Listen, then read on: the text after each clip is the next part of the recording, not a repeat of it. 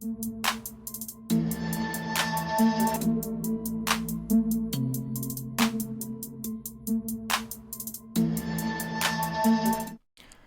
up, nation?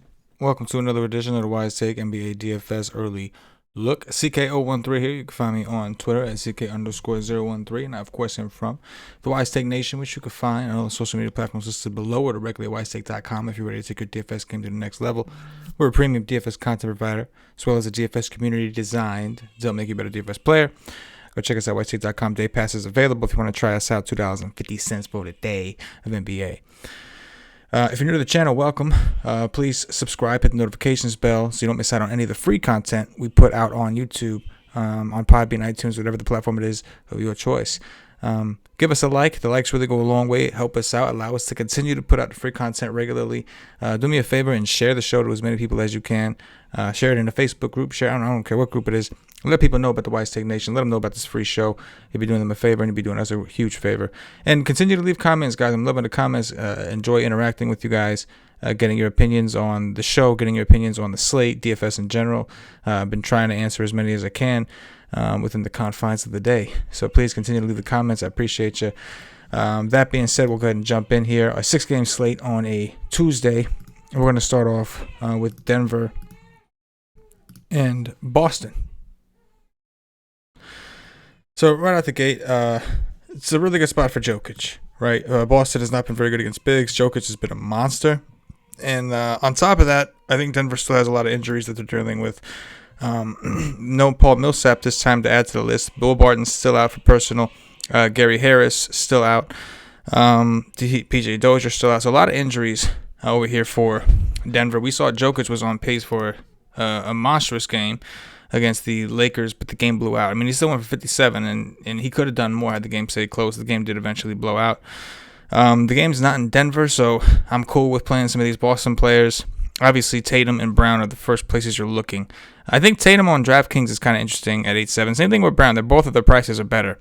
On FanDuel, they're a little bit more expensive, but obviously it kind of goes hand in hand. Now, I will say that Kemba Walker is playing, which I think can hurt the upside a little bit of those guys. But if this game does, come down to the wire and it's a shootout type situation, then obviously all three of those guys could do some work. Michael Porter Jr. was very disappointing in his last game, but he has monstrous upside, and they're really thin. So we expect these guys to play big minutes. Looks like Morris is also questionable, so we could see a ceiling of minutes for a guy like Michael Porter Jr.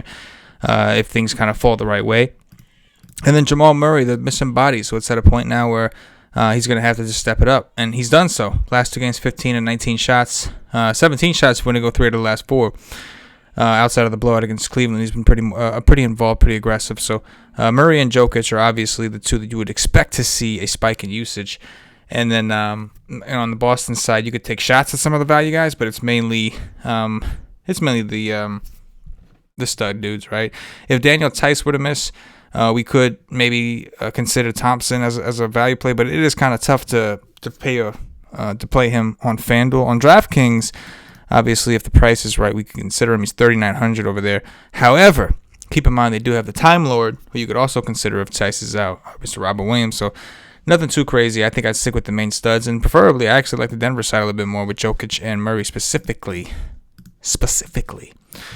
New Orleans and Memphis, we've got Zion Williamson in a good spot. Ingram's finally been kind of clicking back in, playing well. Really good spot for Joe Val as well, as New Orleans has been getting slaughtered by the bigs. This is a stackable game the more you look at it, right? Now, the pricing isn't like phenomenal, but you could probably make some of this work if you wanted to. On DraftKings, the pricing is very similar to FanDuel, which makes you believe that FanDuel always kind of prices guys high like that, right? So makes you believe that they're priced a little bit softer on FanDuel at this point. But Lonzo Ball's in a good spot as well. A lot of tournament plays. I don't see anything that stands out like Smash City, but I think they're all good tournament plays in general. Zion's a guy that it kind of typically looks good on FanDuel because of the position thing. So I'm cool with him there. But again, nothing that stands. This is just a stackable game to me. Toronto, Milwaukee. We're into the 8 o'clock games. Good spot for Giannis. Still no Drew Holiday. Good spot for Middleton. We know the usage bump. Price on Middleton has come down a little bit on FanDuel. He's 7.5. Still 8K on DraftKings, but still within reach, no doubt. Decent spot for Siakam, but I would imagine he's going to have his hands full with Giannis. That makes me a little bit nervous. I actually think that Fred VanVleet is 7,500 on FanDuel. We might have to jump on this. And the only reason I say that, even though he's earned his price tag over the last 3 games, he was just like, 9.3, 8.5 and all this shit. There was a reason his price went up that high. It's because she's so massive ceiling. So in a game like this against a team that encourages 3-point shooting, I really do like VanVleet on FanDuel. And on DraftKings, he's 8-2, so they kind of flip-flop. Now he's 8-2 on DraftKings. Easier to play on FanDuel, though I wouldn't rule him out on DraftKings. We know what kind of upside he actually has. We'll check the status of OG Anunoby. He's been out a lot, which has been leading to Norman Powell getting big minutes. Should OG come back, it's going to affect Norman Powell, maybe even affect Chris Boucher, to a degree anyway. And you know, ultimately usage on some other players. But if he's out again, I think we can consider Norman Powell another example of a shooter against a team that promotes shooting, right? So he's played big minutes. He's obviously very scoring dependent, but that's what we're looking for against Milwaukee anyway. You're not going to out-rebound Giannis. You're looking for a guy that's going to hit some threes because Milwaukee's going to try to give it to you. Bobby Portis is fine. I mean, he's just the epitome of a tournament play. No idea what you're going to get. I like Boucher's price better on DraftKings at 6.6 than I do on FanDuel, but Boucher, another just epitome of a tournament play, right? You're not exactly sure how many minutes he's going to get.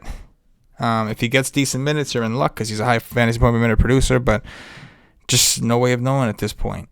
Makes it tough. But obviously, one of the more competitive games you'd expect more of a marquee game, though Toronto has been very disappointing this year, right? Wouldn't you guys agree? Lakers, Minnesota. We know Anthony Davis is going to be out for a little bit. LeBron James is probable, as in he's probably going to play. I think the price is a little bit too low. The issue here is blowout, right? Is this game going to stay close enough? And if it does, LeBron James could very well be the best stud on the slate. Karl Anthony Towns has been playing, and his minutes have been up. At 9,500 against a team with no AD, I would think the Lakers are going to struggle a little bit more against bigs. It's one thing to have a Montrezl Harrell and all these guys. I think Gasol is probably their best rim protector at this point. But once you get Montrez in there, now you have no AD to protect. They're not that big. So I think it is kind of an interesting spot for Towns. D'Lo, we know, is out. Beasley's been on another level with his play. However, his price is now caught up to the upside, I believe. He's got the ceiling, but the floor is now at a point where he could hurt you if he gives you a floor type, game. Not even like real floor, but floor based off of what he's been doing. Interesting to see how Montrezl Harrell fares in this spot. We would expect to see more of him with AD out, but he's going to be matched up against Cat, who has a significant size advantage over him. Kuzma is the big question mark, I think, or one of. It seems like when he doesn't start, he doesn't close. And when he starts, he closes. That's what we saw in the 2 games they played against OKC. So we'll just keep an eye on if he's going to start or not. Kuzma is 7K on DraftKings, which is kind of crazy at this point. I know he's played really well. You can see against OKC, the first game, he played 23 minutes and went for 31. Then he played 39 minutes. In the second game, he actually closed because he started over Markieff Morris. So whether he starts or not is kind of a big deal for Kyle Kuzma. At least that's the trend that we've seen. And then Dennis Schroeder, man. I think, again, with AD out, there's some usage to go around, especially when LeBron's off the court, which I don't expect to be a ton. But either way, he's at least in play at this point. And, we take it from there. Ricky Rubio and no D'Lo has been getting close to 30 minutes, which is probably enough at 5.5 on FanDuel to at least be in the conversation, though 5.9 on DraftKings, a little less desirable. Portland and OKC. OKC pulled some funny shit on me the other day. Decided not to start Hamidou Diallo, which really pissed me off. But anyway, here we are. So no Shai Gilgeous-Alexander still. Who else are we missing for these guys? Theo Maledon's a game time decision. So they could be getting Mr. Theo Maledon back. But we will have to see. He's in the health protocol. So I guess we'll have to see what happens with him. Dort ended up starting at point guard, which was weird. And still no George Hill. So, yeah, both of these teams are missing some bodies, right? We'll start off with Dame Lillard, whose price is reasonable, I think, when it's under 10K. I'm interested. I mean, he's coming off a good game against Dallas. Dallas is like the nut opponent this year, though. So, I ain't trying to compare, apples to oranges or nothing. But anytime Dame is cheap, as long as McCollum's out, we're going to be looking to play him. I don't mind Al Horford, though the price has come up now, similarly to what we were talking about the other day. He's at a point now where if he gives you a 28 at 6'9", that could hurt. But obviously he's got that 40-point upside and the usage elevated. Revenge spot for Cantor if you're into that. We could see him Giles is out, I believe. So his backup is out. Now, I guess they could theoretically go small because Horford doesn't really play like a traditional center all the time. But, I mean, at the time, you would think that Kanter would be in for big minutes. But I tell you what, looking at the way Boogie's been with his coach, you never know what kind of minutes anyone's going to get. And, yeah, unfortunately, we have to back off Boogie while I'm on the topic. Because apparently he's not playing more than 20 minutes a game. Even when Tucker's out, even in a phenomenal matchup, don't matter. They just don't want to play more than 20 minutes a game. So I'm just going to say my piece, vent my frustrations on that one. I see a bunch of tournament plays. Diallo is only 6K. He's shown massive upside, but only got 25 minutes against Milwaukee. Still played well considering he had 25 minutes. He was getting 36 to 40. That's what we thought we were getting the other day. That wasn't the case. We should have pivoted. Same situation. If Maledon's in and Diallo doesn't start, then I don't think you're getting a deal. I think you can still work some in because he has upside and his team is thin, but you're not necessarily getting a deal to play him. On DraftKings, Diallo is 6'7", same concept, but FanDuel I think is where we'd be a little bit more interested based off the price. Justin Jackson finally had a big game, right? I say finally. Yeah, okay, he's had a couple big games. Very scoring dependent. Now that his price is up, I don't know if I want to buy high on a player like that. That makes me a little bit nervous. But again, they are thin. I think Kenrich Williams I'm more likely to do because he does get a little bit more hustle stats, right? Rebounds, yeah, he's had some big rebounding games. So I think he'd be the one I'd be more likely to invest in at this point. And then Dortz, man, I don't really enjoy paying these kind of prices for this guy, but he did play point guard over Diallo, it seemed, in that last game. Isaiah Roby, 4,700 on FanDuel. This wasn't getting the minutes, but still has upside on DraftKings at 4K. So, OKC's not typically the ideal opponent, but without SGA and all the injuries they have, we've seen some really high-scoring games, and they've been super competitive. They've been very good, actually, beating some pretty good teams. Last game on the night, we've got Brooklyn and Phoenix. So Phoenix's game was just canceled against Detroit, so this is not a back-to-back to them. It is back-to-back for Brooklyn. We'll keep that in mind. I'm not sure why the game was canceled just yet. If you know, leave it in the comments. I don't know if it was I'm assuming it's the Detroit side if we haven't heard any notes on Phoenix for today, but I guess we'll have to see. With no KD, we can look at Kyrie and Harden, though their prices are a little more elevated on FanDuel than they were today. On DraftKings, they're pretty much similar. Phoenix does play a little bit slower. I think the Phoenix side of the ball is probably where we're going to want to go. And right out the gate, Booker, Chris Paul, Ayton look like phenomenal plays. Paul is a decent defender. I think Kyrie, it's really hard to defend a guy like Kyrie. Devin Booker, I'm a little worried about foul trouble, right? He's going to be guarding Harden, you would think, for at least parts of this game. And Booker is pretty aggressive. He tries to be a little more aggressive than he should be. If you look at his foul totals, again, 2 against Orlando in a blowout. Before that, 5 against Philly, 4 against Milwaukee, 4 against Cleveland, 5 against Detroit. So he has a reputation for that. So going up against Harden, that makes me a little bit nervous. Either way, Chris Paul and Ayton are standing out pretty hard. And Chris Paul's price, I'm not even crazy about. On either site, 7-8 is kind of expensive, but he has shown tremendous upside this year, and even with Booker playing.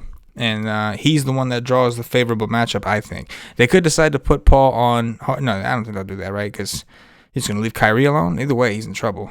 I think Kyrie is less likely to draw foul trouble because he relies more on his shot, whereas Harden definitely likes to get to the free throw line. But once again, DeAndre Ayton, 7K on FanDuel, I'm definitely into that. I know he has not played well, but we have seen Brooklyn get sliced up even with DeAndre Jordan, and he's cheap on both sides, so I do like him there. The other guys you can fill in, Joe Harris if you want, Bruce Brown, we can try these guys. I think Crowder is actually a decent play at 4,800 on FanDuel, and how much is he on DraftKings? They are a little bit crowded at that position. He's 48 over there as well. They're a little crowded at that position. Now we got Sarge, Kaminsky was playing well, you got Cam Johnson, so there's guys floating around. But I do think we can at least consider Jay Crowder is the one they want, right? They brought him here for his defense, 3-and-D type. And for the most part this season, he's played well with the new team. But anyway, that's going to do it, Nation. Appreciate you hanging out with me as we look through this slate on our first look. Hit the like button on your way out. Go check us out at whitestate.com. Leave me some comments. Hit me on Twitter. And most importantly, please share the show. Hit the share button. Share it on your Twitter and your Facebook. I don't care how many followers you got. We appreciate your support. That's going to do it for myself, the entire White State Nation. As always, good luck.